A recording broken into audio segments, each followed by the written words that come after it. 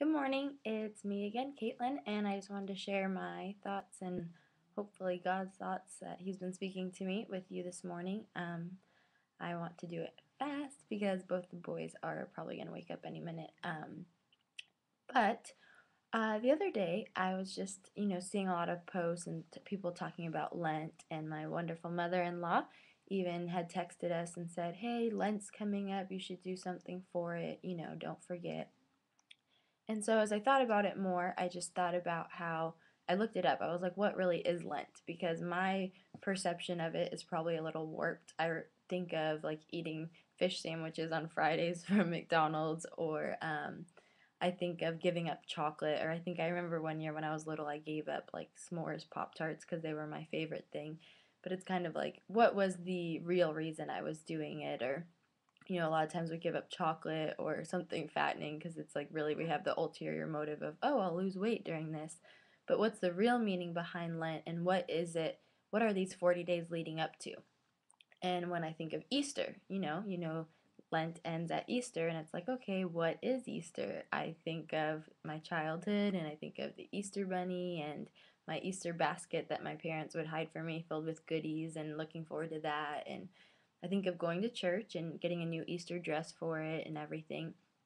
And just as I was processing all of that, I just realized, and I feel like God's been speaking to me one word, and it's resurrect, and just the power of the resurrection. And a good friend of mine and young lady in my life, Heather, had posted something on Facebook um, the other day, and it is this: the tragedy of life is not death, but what we let die inside of us while we live. And I thought that was so powerful, and I looked it up and saw like who spoke the quote and everything. But the tragedy of life is not death, but what we let die inside of us while we still live. And I felt like that's why this word has been speaking to me so much, is what is it that I have allowed to die inside of me? And that God is the one who can resurrect and bring all of that to life and back to life. And there's actually I looked up the word resurrect because I was like, what does that mean? To rise or raise from the dead, be brought back to life, or even to bring back into use or activity to revive something in us. And so I just wanted to pose the question to you today and hope that you would be able to ask yourself, what have I let die inside of me? We have passions that we've had, or dreams that we've had, or hopes, or plans, or joy that has died inside of us. What is it that has died inside of you, and truly allowing God to resurrect that in you? And so for me, I want to spend these next 40 days saying, God, here's my everything. And instead of just abstaining from something and saying, I'm not going to eat this, it's saying, God, I'm going to do this.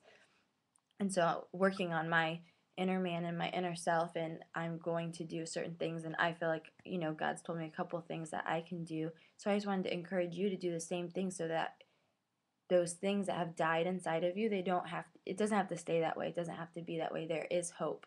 And I know sometimes I struggle with feeling hopeless in certain situations, but there is hope.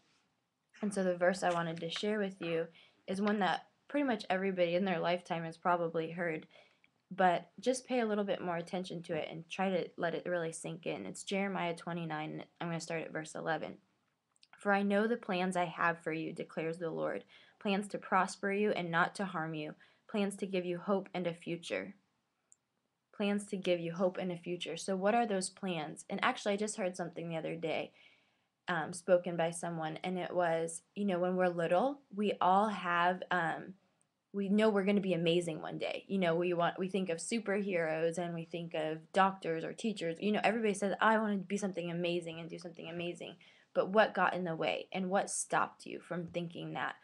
And so what is it that has died in you, and let God just resurrect it?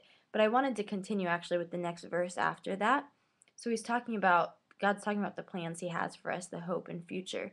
But then he says, then you will call upon me and come and pray to me, and I will listen to you. A lot of times that's what we struggle with in doubt, is that he's not listening. And he's saying, I will listen to you when you come and you talk to me.